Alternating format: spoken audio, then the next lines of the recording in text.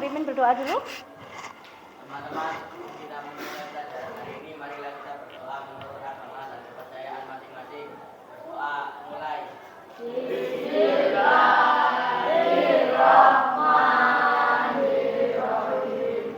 Rabbi shrah li sadri wa yassir li amri wahlul 'uqdatam min lisani yafqahu qawli. Rabbi zidni ilma warzuqni fahma walhamdulillahi rabbil alamin. Selesai. Oke, terima kasih ketua kelas. Hari ini ada yang tidak masuk? Ya. Oke, silakan diangkat buku putihnya. Bawa buku putih semua. Oke, pintar. Silakan diturunkan. Berarti hari ini masuk semua ya, nihil ya. Yang nggak masuk nihil ya. Oke. Apa kabarnya hari ini? Baik. Baik, alhamdulillah. Coba dilihat kanan kirinya, atas bawahnya ada sampah atau tidak? Tidak. Berarti hari ini yang piket sudah membersihkan kelas secara baik. Oke. Lanjut, kita latihan pernafasan dulu. Sebelum kita mulai pembelajaran hari ini, ya tadi sudah berdoa, kita bernafas dulu. Hirup udara yang segar hari ini, ya. Oke. Mulai. 1, 2, 3, ambil nafas. Diamkan 5 menit. Oke, silahkan buang. Lagi, ambil nafas. Buang. Oke, tepuk tangan untuk kita semua. Sudah semangat ya, Nak? Oke. Hari ini ya, Budini kalau bilang pagi itu tepuknya 1 kali. Tepuknya 1 pagi. Pagi. Kalau Budini bilang siang, berarti tepuknya 2 kali. Nah, kalau Budini bilang sore, berarti tepuknya 3 kali. Kalau Budini bilang malam, tidak tepuk. Oke, untuk melatih konsentrasi kalian. Sudah siap belajar apa belum hari ini? Ya? Oke, pagi, siang, sore, malam. Nah, berarti ada yang belum konsentrasi, masih tidur, Mas? Nah, oke. Ulangi ya. Pagi, siang, sore, malam. Oke.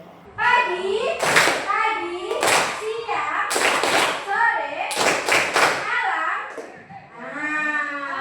Ternyata Kak Alvin lupa. Lagi ya, pagi, siang, malam. Pagi ini, apakah kalian sudah melakukan 7 kebiasaan anak Indonesia hebat? Sudah, Bang. Sudah. Pertama, bangun pagi, sudah bangun pagi semua ya? Oke.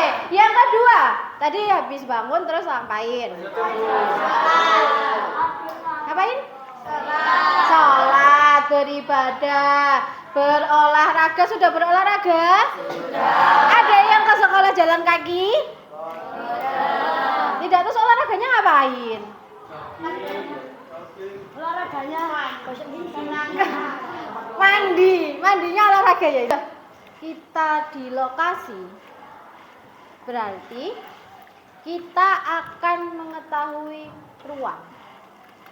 Ya, lokasi kita akan mengetahui ruang. Sebelumnya Budini tanya, kalian punya tempat tinggal masing-masing kan ya? Punya tempat tinggal masing-masing. Berarti kalau kalian pulang dari sini, kalian menempati lokasi yang berbeda atau tidak? Berbeda. Ya, berbeda dong. Ya. Oke, berbeda ya. Kalian menempati lokasi yang berbeda. Berpindah lokasi. Dari yang awalnya di sekolah jadi di rumah. Nah, itu nanti lokasi absolutnya berbeda atau tidak? Berbeda, absolutnya berbeda, relatifnya juga berbeda. Seperti itu. Oke, Kalau sudah kita tahu lokasi, nah, baru kita bisa menghubungkan antar lokasi. Kedua lokasi itu, lokasi satu dengan yang lain itu saling berhubungan. Seperti kalian dengan teman kalian, dengan kelompok kalian sekarang ini, saling ada hubungan kan ya? Hubungan antar teman. Lokasi juga seperti itu, nah. Lokasi itu juga ada hubungan antar lokasi, namanya konektivitas. Konektivitas. Oke. Kalau sudah tahu apa itu lokasi, Indonesia ada lokasi apa namanya astronomis ya, letak astronomis, ada letak geografis. Coba ada catatannya kan ya, sudah nyatat ya kemarin ya. Oke, coba lokasi astronomis Indonesia berada di 6 derajat lintang utara sampai 11 derajat lintang selatan dan 95 derajat bujur timur sampai 141 derajat bujur timur. Oke, tepuk tangan untuk Mas Jaka. Kalau letak astronomis berarti sama dengan apa? Lokasi absolut. Lokasi absolut. Letak geografis berarti itu adalah apa? Lokasi relatif. Tahu ya perbedaannya ya. Kalau absolut ciri khasnya itu ada apanya?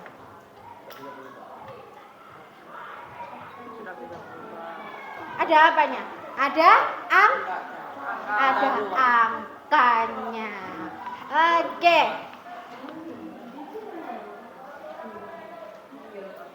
Nah, ini apa nih? Gambar apa ini? Desa. Gambar desa. Kita lanjutkan. Ini gambar desa yang Bu Dini ambil dari atas. Gambar desa yang diambil dari atas. Lihat apa di sini kalian? Rumah. Terus sawah. Antara rumah dengan sawah banyak mana? Sawah. Oke. Diingat-ingat ya. Ini apa? Kota ya. Diamati. Kita lanjut. Kita ambil kota dari atas.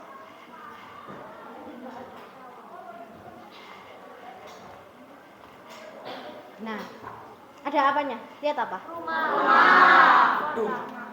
Rumah, gedung. Ada sawahnya, Nak? Tidak. Nah, ini sudah ada gambaran ya. Bedanya ya. Tadi antara gambar pertama dan gambar kedua.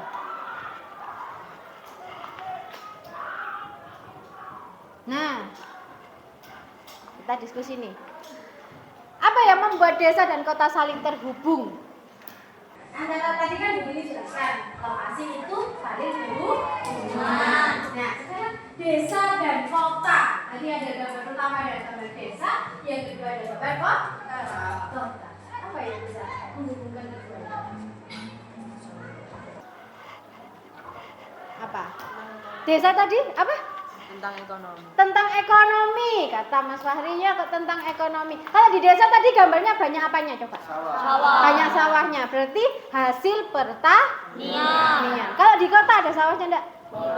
Tidak. Berarti tidak ada hasil pertanian toh. Tapi apakah di kota tidak makan nasi?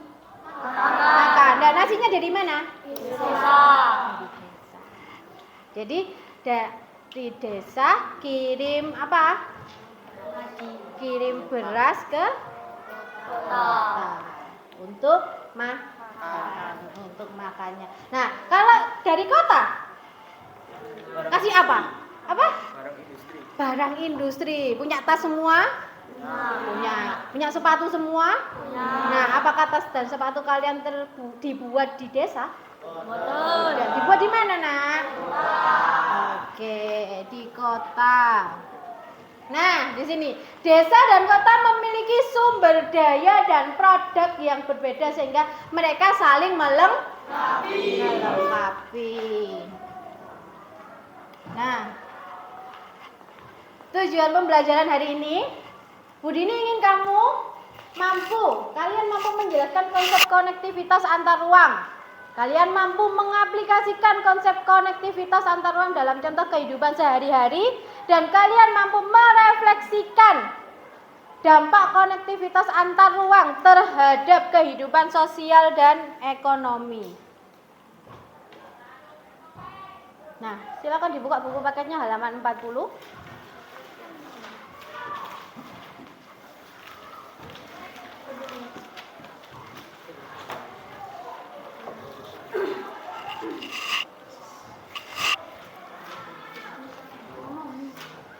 Sudah semua? Di situ ada apa? Tabel apa? Tabel apa? Perbandingan karakteristik wilayah pedesaan dan perkotaan. Nah, di sini konsep konektivitas antar ruang, konektivitas tadi hubungan atau keterkaitan timbal balik. Tadi kan sudah timbal balik ya antara desa dan kota. Kota kasih apa, desa kasih apa, gitu kan? Itu adalah hubungan timbal balik antara satu wilayah dengan wilayah lain dalam rangka memenuhi kebutuhan hidup. Kalian semua di sini punya kebutuhan? Punya. Semuanya punya kebutuhan. Tidak hanya makan saja.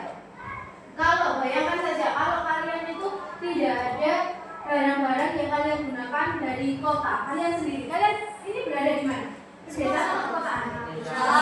Berada di pedesaan kan? Nah, kalau misalnya tidak ada hubungan timbal baliknya, kalian tidak bisa memakai tas, kalian tidak bisa memakai sepatu. Maka manusia hanya butuh makan saja? Kan tidak lah, seperti itu. Sama di kota. Kalau tidak ada desa, ya tidak bisa. Karena di kota tadi gambarnya kota, kalau dari atas tadi ada sawahnya? Tidak, hanya ada apa? Nah, gedung-gedung tinggi, wilayah industri, gitu ya. Wilayah industri. Nah, untuk mengkoneksikan, di sini ada transportasi. Untuk pengiriman barang kan lewat transportasi. Terus yang kedua, komunikasi. Kalian bisa beli HP kalian kan dari iklan-iklan, entah di sosmed ataupun di TV kan. Oh, saya kepengen HP Samsung ini. Samsung tipe apa ya enaknya? Kalian cari kan di sosmed. Ya kan, scroll-scroll di Google, itu komunikasi itu. Terus kalian ternyata lihat di TV. Kalian kepengen, saya kepengen sepatu model ini. Nah, itu adalah komunikasi. Terus yang terakhir ada perdagangan. Nah, perdagangan di sini kalau tidak dijual belikan berarti kan kalian tidak bisa membeli toh. Nah, perdagangan itu kan antara penjual dan pembeli. Selanjutnya, ada faktor pendorong konektivitas antar ruang. Ada 3 faktor pendorongnya. Yang pertama, saling melengkapi. Contohnya, apabila wilayah pegunungan yang surplus itu adalah tinggi, penghasilan tertingginya adalah sayuran, akan berinteraksi dengan wilayah pesisir yang surplus ikan untuk saling bertukar komoditas. Oke, saya tanya sekarang, meskipun di sini tidak wilayah pegunungan, di Ndawar Blandong penghasil apa? Cabai. Nah, kayu putih, cabai. Oke. Kayu putih dan cabai. Kita tanamkan di pikiran kita, kalau setiap wilayah itu memiliki keunikan masing-masing. Setiap wilayah itu unik. Kalau di Ndawar Blandong punya cabai, berarti terus habis itu di wilayah pesisir, misalnya nih di tetangga kita, Lamongan, meskipun tidak pesisir banget, di sana penghasil apa? Ikan. Oke. Nah, garam. Lamongan, ikan dan garam. Nah, keduanya ini, si Lamongan kalau makan ikan tidak pakai sambal, enak enggak? Nah, boten. Terus kalau si Ndawar Blandong, kalian makan sambal tok tidak pakai ikan?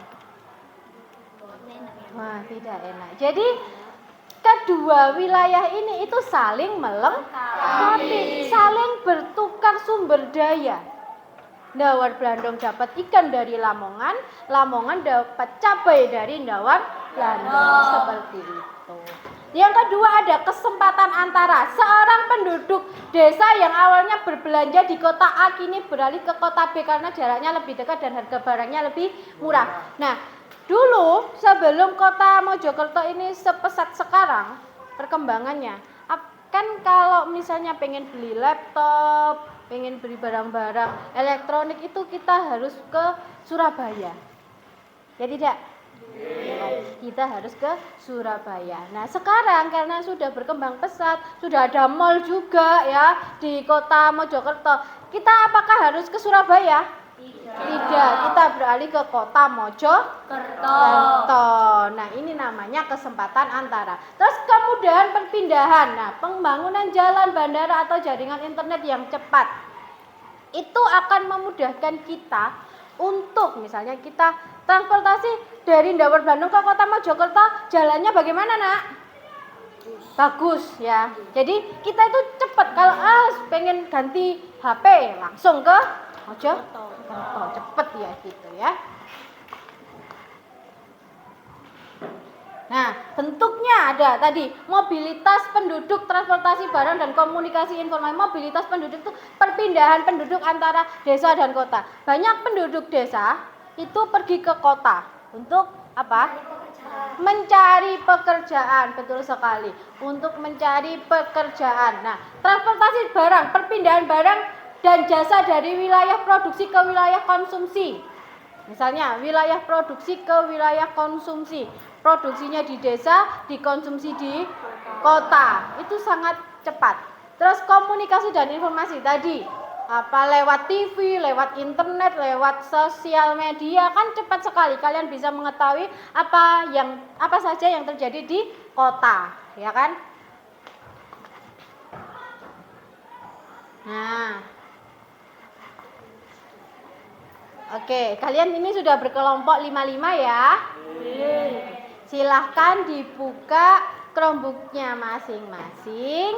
Di situ sudah ada di akun kalian masing-masing sudah saya bagikan LKPD. Silahkan diskusi dengan kelompoknya masing-masing.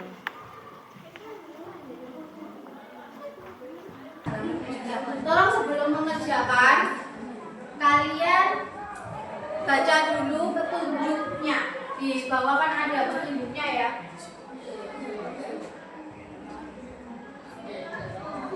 Di bawah ada petunjuknya. Dibaca dulu baru kalian kerjakan. Silakan diskusi dengan kelompoknya masing-masing.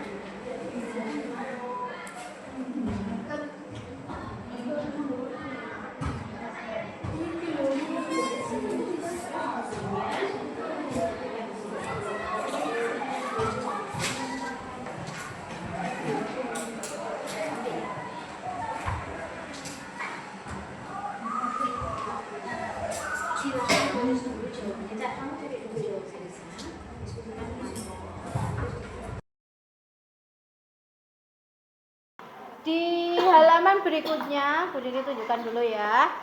Kalau sudah, di sini kan kalian pemahaman konsep saja ya. Nah, kalau sudah menjawab antara pertanyaan 1, 2, dan 3, nomor 3 ini kalian akan menggambar alurnya ya, konektivitas dalam bentuk infografis sederhana. Terus nanti di sini kalian harus mengidentifikasi masalah. Bu Dini sudah siapkan beda-beda. Masalahnya kelompok 1, masalahnya kelompok 2, kelompok 3, dan kelompok 4 itu berbeda masalah. Di situ ada skenario masalah. Coba kalian baca dulu skenarionya, terus coba kalian jawab pertanyaan yang ada di bawahnya. Dibaca dulu skenarionya. Jadi antar kelompok itu berbeda. Antar kelompok berbeda. Di sini hanya ada satu pertanyaan, silakan dijawab. Boleh kalau jawabannya belum fix atau belum pasti, boleh ditulis di buku tulisnya dulu. Jawabannya mengenai masalah yang sudah disajikan. Setelah kalian menganalisis, di sini ada analisis dua aspek, sosial dan ekonomi. Jadi kalian tulis sosialnya, masalah sosialnya apa, penyebabnya dari masalah tadi, masalah di awal tadi. Setelah itu dampaknya terhadap desa dan dampaknya terhadap kota apa.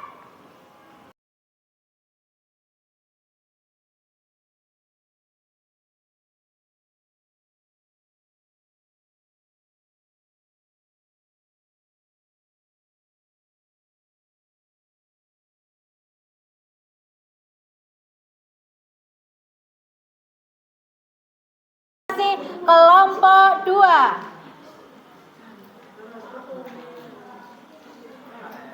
Silakan kelompok 2 maju ke depan.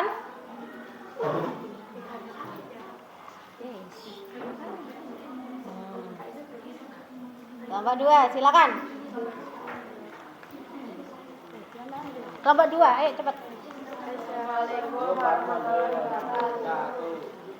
Langsung dibaca jawabannya nomor 1. Apa yang membuat desa dan kota saling terhubung? Kota bergantung pada desa untuk pangan dan bahan mentah, sedangkan desa Oke, terima kasih. Ada yang bisa menanggapi hasil diskusi dari kelompok? Oke, silakan kelompok 1. Kelompok 4 berhasil menyoroti hubungan antara konektivitas buruk dan dampak lingkungan, seperti pencemaran air. Presentasi juga baik dalam menjelaskan ketergantungan timbal balik antara desa dan kota, seperti kebutuhan kota akan air bersih dari desa. Namun, untuk meningkatkan presentasi, kelompok bisa menambahkan penjelasan tentang bagaimana masyarakat desa dapat dilibatkan dalam pengelolaan limbah bersama untuk memberikan solusi. Oke, terima kasih. Ada refleksi yang harus kalian jawab. Di sini ada pertanyaan, apa dampak positif dan dampak negatif konektivitas antar ruang bagi kehidupan sosial dan ekonomi? Tadi kan sudah Bu Dini buatkan apa tadi? Masalah ya. Di LKPD kalian masing-masing tadi kan sudah ada masalahnya masing-masing ya. Tiap kelompok berbeda. Nah, itu kalian juga sudah mengidentifikasi sosialnya bagaimana, ekonominya juga bagaimana. Nah, sekarang itu di lingkungan kalian di sini. Jadi tidak berdasarkan masalah yang Bu Dini berikan tadi. Jadi kalian sudah mengidentifikasi masalah, sekarang masalah kalian sendiri di lingkungan kalian. Coba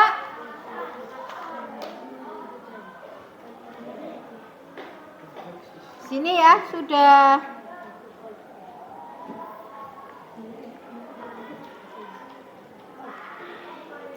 dibuka semuanya? Silakan dibuka di Chromebook-nya masing-masing. Tampil ya di sini. Anggun sudah mengetik, Anggun. Sudah tampil jawabannya Anggun. Di sini ada satu lagi pertanyaan. Apa sih yang kalian pelajari hari ini bisa diterapkan dalam kehidupan sehari-hari? Apakah pelajaran hari ini itu bisa kalian terapkan di dalam lagi? Oke, silakan. Saya belajar bahwa konektivitas antar ruang memungkinkan kita mengakses pendidikan atau kesehatan yang lebih baik di kota. Di kehidupan sehari-hari, saya bisa menerapkan dengan mengingatkan teman-teman di desa untuk memanfaatkan transportasi umum ke kota untuk berobat atau mengikuti kursus sambil hemat biaya dengan pergi bersama-sama. Oke, jadi jawaban Siska yaitu tentang kesehatan ya. Ada lagi yang bisa memberikan jawaban? Oke, silakan. Saya mempelajari bahwa teknologi seperti pasar online bisa membantu pedagang desa menjual produk ke kota. Dalam kehidupan sehari-hari, saya bisa membantu orang tua saya yang berdagang dalam mempelajari cara menggunakan aplikasi seperti media sosial untuk memasarkan produk lokal seperti madu atau kerajinan agar lebih dikenal ke kota. Nah, berarti dari jawaban teman kalian tadi itu orang tuanya pedagang, nanti bisa dipasarkan melalui online gitu.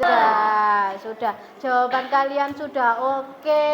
Kalau diberi tanggapan, kalau disuruh memberi tanggapan juga oke. Disuruh presentasi juga sangat baik. Terima kasih. Kita kasih apa untuk kita semuanya?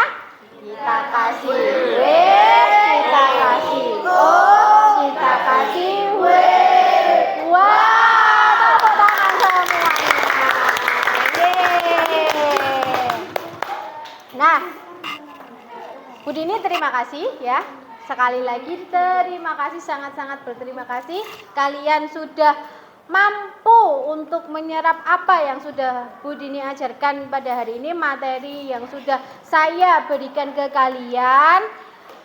Semoga materi yang Bu Dini berikan ini bermanfaat untuk kalian dan orang-orang yang ada di sekitar kalian. Nah, untuk pertemuan selanjutnya materinya yaitu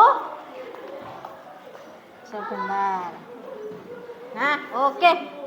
Kesimpulan dulu berarti. Kesimpulannya, ada yang bisa membacakan yang keras tentang kesimpulan ini? Coba angkat tangan, dibacakan saja.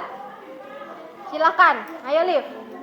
Setiap wilayah mempunyai keunikan. Setiap wilayah juga memiliki potensi sumber daya dan kebutuhan yang berbeda. Hal ini mendasari terjadinya interaksi antar ruang dalam rangka memenuhi kebutuhan. Nah, terima kasih Ali. Tepuk tangan untuk Ali. Nah, materi selanjutnya, kalau di sini sudah muncul kata kebutuhan, berarti materi selanjutnya kita akan belajar tentang aktivitas. Aktivitas untuk memenuhi kebutuhan. Aktivitasnya kan ini tadi konektivitas dulu, terus aktivitas manusianya untuk memenuhi kebutuhan. Oke, untuk bisa dipelajari di rumah untuk pertemuan berikutnya. Oke, terima kasih atas perhatiannya. Kurang lebihnya mohon maaf apabila ada yang didengarkan dulu ya. Apabila ada yang kurang dari Bu Dini mohon maaf sebesar-besarnya ya. Oke. Terima kasih, kita ucapkan alhamdulillahirabbil alamin. Pembelajaran kita pada pagi ini selesai dan kalian mengikuti ataupun berpartisipasi dengan baik. Oke, terima kasih. Wassalamualaikum warahmatullahi wabarakatuh.